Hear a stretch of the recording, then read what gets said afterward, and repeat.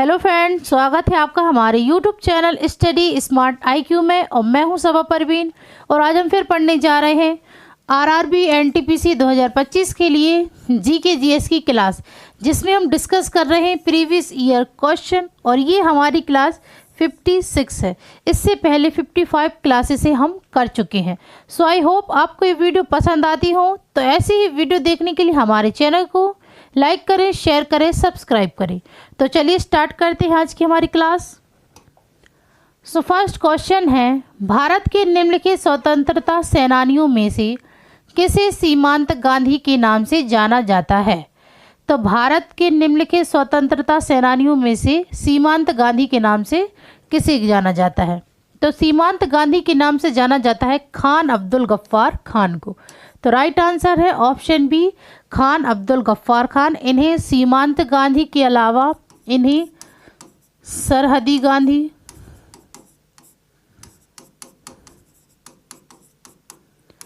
बाचा खान, बादशाह खान, इन नामों से भी इन्हें जाना जाता है, खान अब्दुल गफ्फार खान को। ठीक है। फिर खान अब्दुल गफ्फार खान ने 1929 में खुदाई खिदमतगार की स्थापना की। ठीक है ना, खुदाई खिदमतगार की इन्होंने स्थापना की थी 1929 में। और इन्हें 1937 में भारत रत्न प्राप्त हुआ था। ठीक है ना, तो ये भारत रत्न से सम्मानित होने वाले पहले विदेशी व्यक्ति थे। ठीक है ना, जिन्हें भारत रत्न प्राप्त हुआ था। ठीक है। फिर अब हम बात करें मौलाना अबुल कलाम आज़ाद। तो मौलाना अबुल कलाम आज़ाद ये भारत के पहले शिक्षा मंत्री थे। ठीक है, ये भारत के पहले शिक्षा मंत्री थे और यह आईएनसी के अध्यक्ष भी बने थे। ठीक है ना, आईएनसी के अध्यक्ष ये कब बने थे? तो ये बने थे 1923 में। दिल्ली स्पेशल सेशन में ये आईएनसी के अध्यक्ष बने थे। और सबसे कम उम्र के आईएनसी अध्यक्ष थे मौलाना अबुल कलाम आज़ाद। ठीक है। और 6 साल तक इनका कार्यालय रहा, कार्यकाल 6 साल तक। तो कब से कब तक? तो 1940 से 1945 तक। ठीक है, ये अध्यक्ष रहे मौलाना अबुल कलाम आज़ाद। फिर बात करें मौलाना अबुल कलाम आज़ाद, इनकी पुस्तक कौन सी है? तो इनकी पुस्तक है इंडिया विंस फ्रीडम। ठीक है, इंडिया विंस फ्रीडम। ठीक है, ये इनकी पुस्तक है मौलाना अबुल कलाम आज़ाद की। ठीक है ना, ये इनकी पुस्तक है इंडिया विंस फ्रीडम। फिर इनकी पत्रिकाएं, तो इनकी पत्रिकाएं कौन कौन सी? तो इनकी पत्रिकाएं हैं अल हिलाल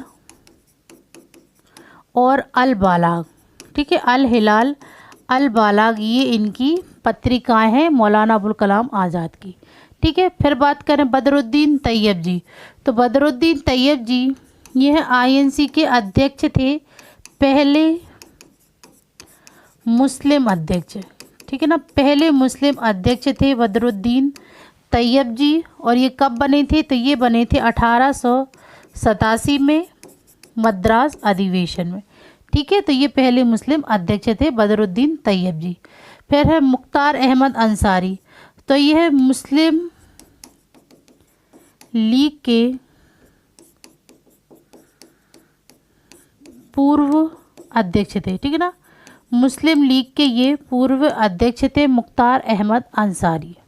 चलिए नेक्स्ट है, 1974 में रेलवे हड़ताल का नेतृत्व किसने किया? तो 1974 में रेलवे हड़ताल का नेतृत्व यह किसने किया था? तो ये किया था जॉर्ज फर्नांडीज ने। राइट आंसर है ऑप्शन ए, जॉर्ज फर्नांडीज। इन्होंने 1974 में रेलवे हड़ताल का नेतृत्व किया था। ठीक है। फिर बात करें जेपी नारायण। तो इनका पूरा नाम है जयप्रकाश नारायण। ठीक है, जयप्रकाश नारायण इनका पूरा नाम है और इन्हें लोकनायक के नाम से भी जाना जाता है। ठीक है। फिर है एसपी मुखर्जी। तो इनका पूरा नाम है श्याम प्रसाद मुखर्जी। ठीक है, श्याम प्रसाद मुखर्जी, ये इनका पूरा नाम है, एसपी मुखर्जी का, और यह एक बैरिस्टर शिक्षाविद थे। ठीक है, फिर है मोरारजी देसाई। तो मोरारजी देसाई ये भारत के चौथे प्रधानमंत्री थे। ठीक है ना, भारत के चौथे प्रधानमंत्री थे मोरारजी देसाई। ठीक है, और इन्हें निशान ए पाकिस्तान, निशान ए पाकिस्तान से इन्हें सम्मानित किया गया था मोरारजी देसाई को, और इन्हें भारत रत्न भी प्राप्त हुआ है।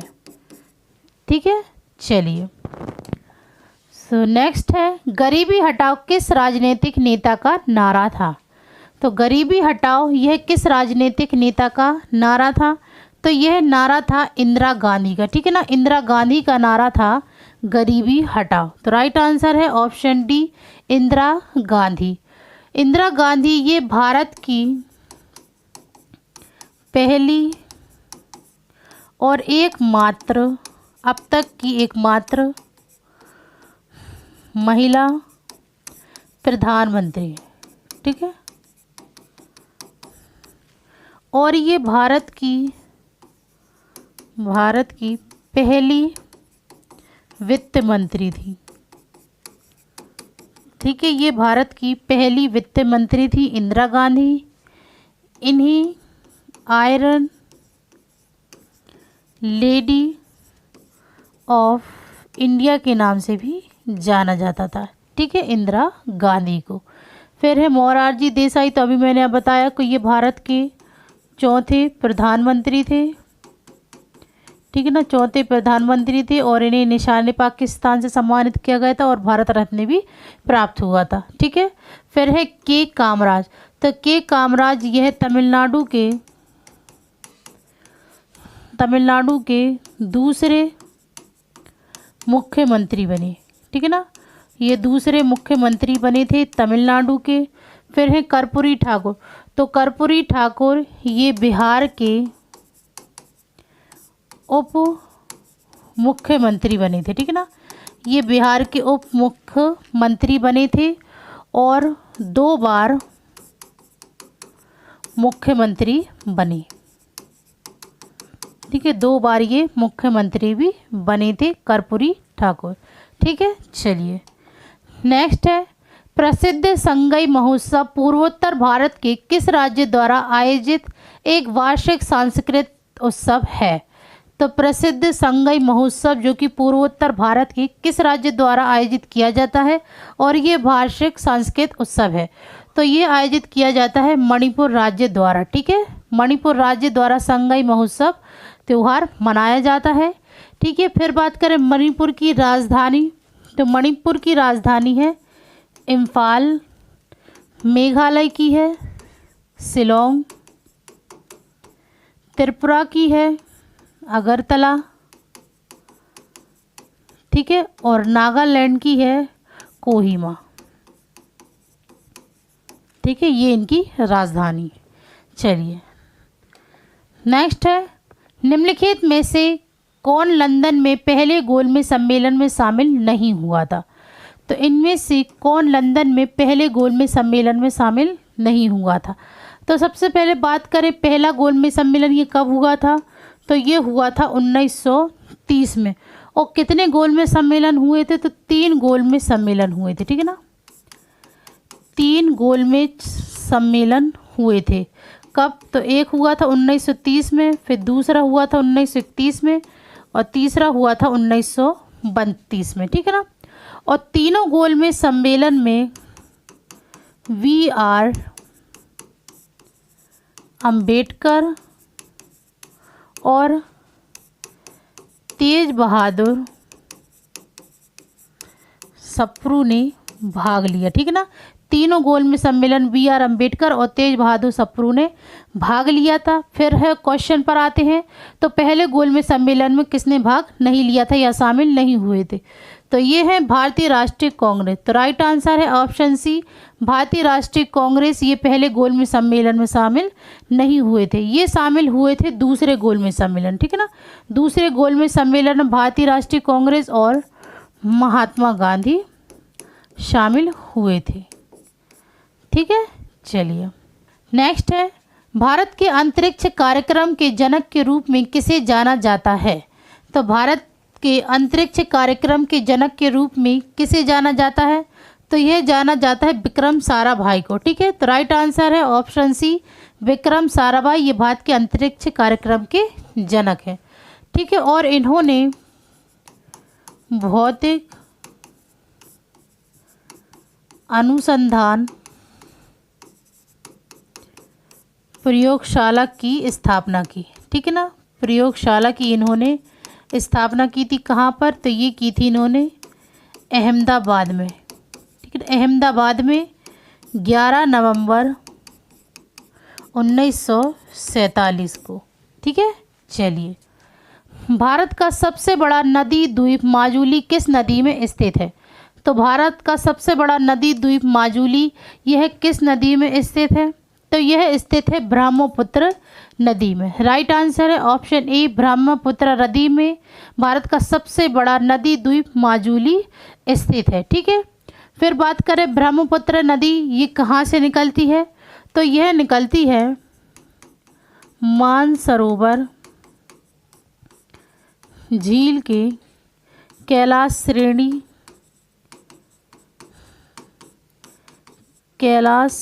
श्रेणी के चेमा युंगडुंग ग्लेशियर से, ठीक है। ये चेमा युंगडुंग ग्लेशियर से निकलती है ब्रह्मपुत्र नदी, ठीक है।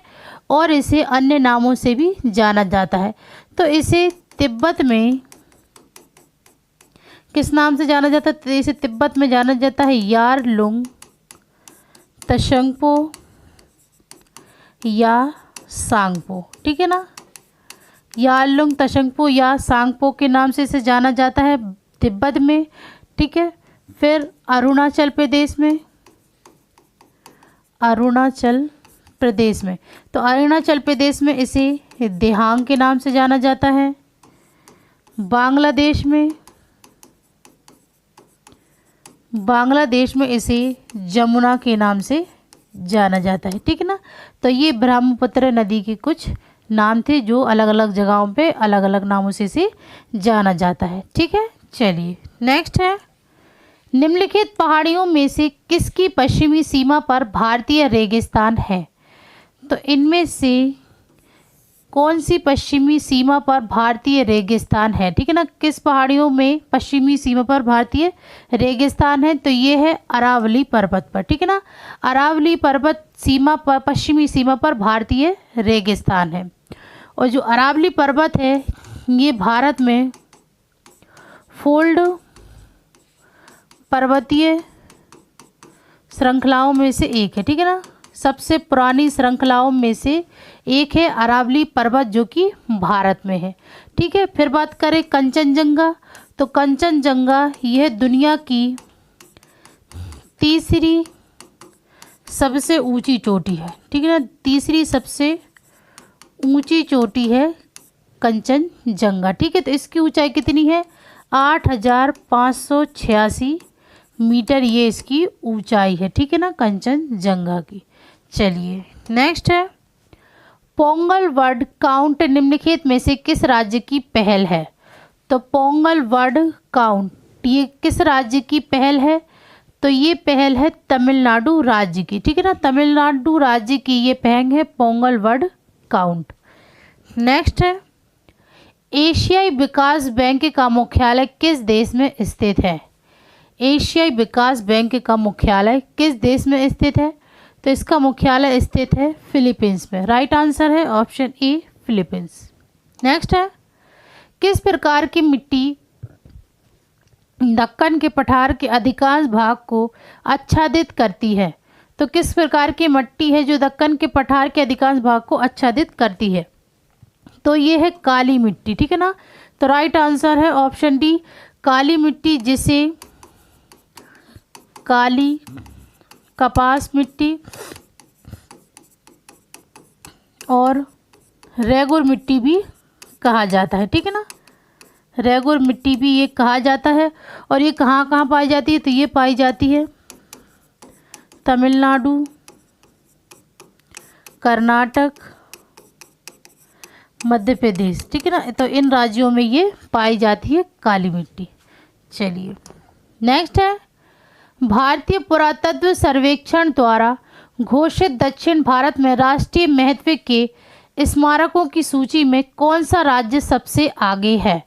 तो भारतीय पुरातत्व सर्वेक्षण घोषित दक्षिण भारत में राष्ट्रीय महत्व की स्मारकों की सूची में सबसे आगे कौन सा राज्य है, तो सबसे आगे है कर्नाटक, ठीक है। राइट आंसर है ऑप्शन ए कर्नाटक। नेक्स्ट है, प्राचीन स्मारक और पुरातत्व स्थल और अवशेष अधिनियम 1958 के अनुसार कोई भी संरचना, मूर्तिकला, शिलालेख आदि जो कम से कम डैश वर्षों से अस्तित्व में है प्राचीन कहलाते हैं। तो कितने वर्षों से अस्तित्व में प्राचीन कहलाते हैं, तो 100 वर्षों से जो चीज़ रहती है अस्तित्व में उसे प्राचीन कहलाती है, ठीक है। चलिए नेक्स्ट है, कोरोमंडल तट निम्नलिखित 2 राज्यों का घर है। कोरोमंडल तट ये किन 2 राज्यों का घर है, तो ये है तमिलनाडु और आंध्र प्रदेश। राइट आंसर है ऑप्शन बी तमिलनाडु और आंध्र प्रदेश। नेक्स्ट है, संयुक्त राष्ट्र महासभा 21 जून को किस रूप में मनाती है। तो संयुक्त राष्ट्र महासभा 21 जून को किस रूप में मनाती है, तो इसे मनाया जाता है अंतर्राष्ट्रीय योग दिवस के रूप में, ठीक है ना। इसे हर साल 21 जून को अंतर्राष्ट्रीय योग दिवस के रूप में मनाया जाता है। फिर बात करें अंतर्राष्ट्रीय शिक्षा दिवस, तो इसे मनाया जाता है 24 जनवरी को, ठीक है ना। 24 जनवरी को, और पहली बार ये है 2019 में मनाई गई थी, ठीक है ना। 2019 में इसे पहली बार मनाया गया था। फिर है अंतर्राष्ट्रीय स्वास्थ्य दिवस, तो इसे 7 अप्रैल को मनाया जाता है। अंतर्राष्ट्रीय शिशु दिवस, तो इसे 2 मई को मनाया जाता है, ठीक है।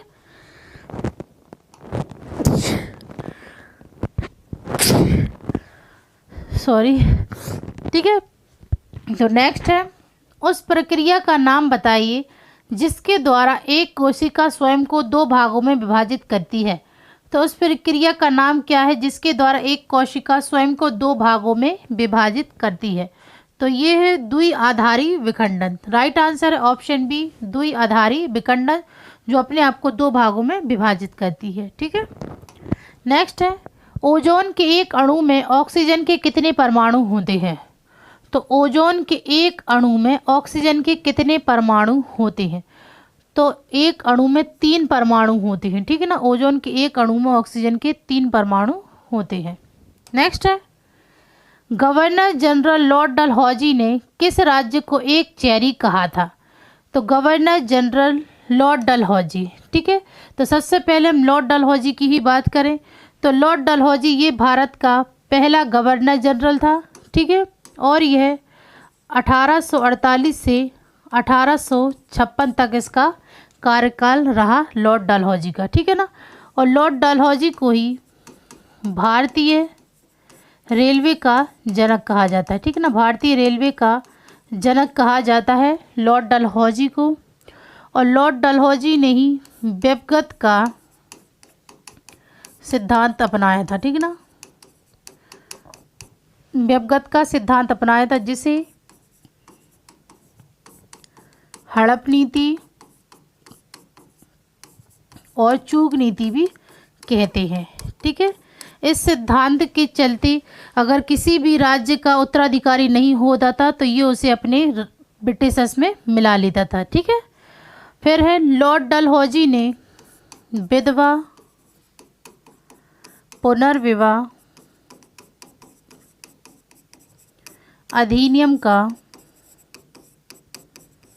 मसौदा तैयार किया था, ठीक है ना। विधवा पुनर्विवाह अधिनियम का इन्होंने मसौदा तैयार किया था। फिर आते हैं हम अपने क्वेश्चन पर कि इसने किस राज्य को एक चेरी कहा था। तो इसने कहा था अवध के साम्राज्य को, ठीक है ना।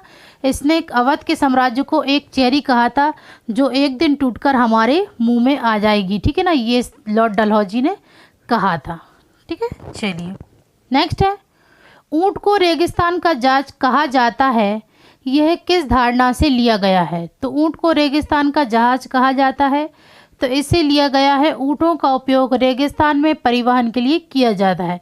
तो राइट आंसर है ऑप्शन बी, ठीक है। चलिए नेक्स्ट है, निम्नलिखित में से कौन संयुक्त राष्ट्र प्रणाली का बाहरी निरीक्षण निकाय है। तो संयुक्त राष्ट्र प्रणाली का बाहरी निरीक्षण निकाय है, तो ये है संयुक्त निरीक्षण इकाई। राइट आंसर है ऑप्शन सी, इसका आंसर इसके क्वेश्चन में ही छुपा हुआ है, ठीक है। नेक्स्ट है, इंटरनेट तक पहुंचने के लिए निम्नलिखित में से किसकी आवश्यकता होती है। तो इंटरनेट तक पहुंचने के लिए एक आईपी एड्रेस की आवश्यकता होती है, ठीक है ना, यूनिक आईपी एड्रेस की आवश्यकता होती है इंटरनेट तक पहुंचने के लिए। तो राइट आंसर है ऑप्शन ए। नेक्स्ट है, IMD विश्व प्रतिस्पर्धात्मकता रैंकिंग 2019 में दुनिया की सबसे अधिक प्रतिस्पर्धी अर्थव्यवस्थाओं की सूची में भारत का स्थान क्या था। तो भारत का स्थान कौन सा था 2019 की रैंकिंग के अनुसार। तो ये था 43वां, ठीक है। राइट आंसर है ऑप्शन ए, 43वां स्थान था भारत का, ठीक है। नेक्स्ट है, भारत का सबसे बड़ा सार्वजनिक क्षेत्र का बैंक कौन सा है। तो भारत का सबसे बड़ा सार्वजनिक क्षेत्र का बैंक, तो ये है भारतीय स्टेट बैंक। राइट आंसर है ऑप्शन बी, भारतीय स्टेट बैंक। नेक्स्ट है, भारत में वस्तु एवं सेवा कर कब लागू किया गया था। तो भारत में वस्तु एवं सेवा कर यानी कि GST ये कब लागू की गई थी। तो ये की गई थी 1 जुलाई 2017 को। राइट आंसर है ऑप्शन सी। नेक्स्ट है, भारत ने किस पंचवर्षीय योजना के दौरान मिश्रित अर्थव्यवस्था को अपनाया। तो किस पंचवर्षीय योजना के दौरान मिश्रित अर्थव्यवस्था को अपनाया था भारत ने। तो ये अपनाया था द्वितीय पंचवर्षीय योजना के दौरान, ठीक है। तो राइट आंसर है ऑप्शन बी। तो द्वितीय पंचवर्षीय योजना ये कब से कब तक चली। तो ये चली थी 1956 से 1961 तक, ठीक है। फिर पहली पंचवर्षीय योजना ये 1951 से 1956 तक, दूसरी 1956 से 61 तक, तीसरी 1961 से 66 तक, और चौथी चली थी ये 1969 से 74 तक, ठीक है। तो ये थी इनके बारे में डिटेल। तो अगर आपको मेरी वीडियो पसंद आती है तो इसे लाइक करें, शेयर करें, सब्सक्राइब करें। Thank you.